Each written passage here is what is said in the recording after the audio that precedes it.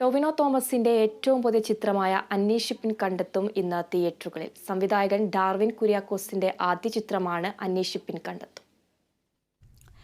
ഫോറൻസിക്കിന് ശേഷം ടൊവിനോയുടെ ഒരു ഇൻവെസ്റ്റിഗേറ്റീവ് ചിത്രമാണ് അന്വേഷിപ്പിൻ കണ്ടെത്തും.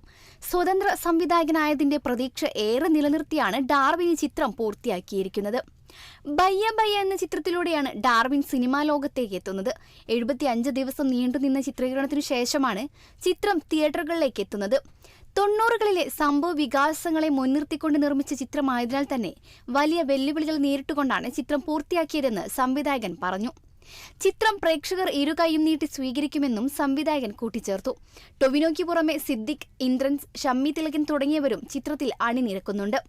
ചിത്രത്തിൽ നായികാവേഷത്തിലെത്തുന്നത് പുതുമുഖ നായികയായ രമ്യ സുവിയാണ്. തിയേറ്റർ ഓഫ് ഡ്രീംസിന്റെ ബാനറിൽ ഡോൾവിൻ കുര്യാക്കോസ്, ജിനോവി എബ്രഹാം, വിക്രം മെഹ്റ, സിദ്ധാർത്ഥ് ആനന്ദ് കുമാർ എന്നിവരാണ് ചിത്രത്തിന്റെ നിർമ്മാതാക്കൾ.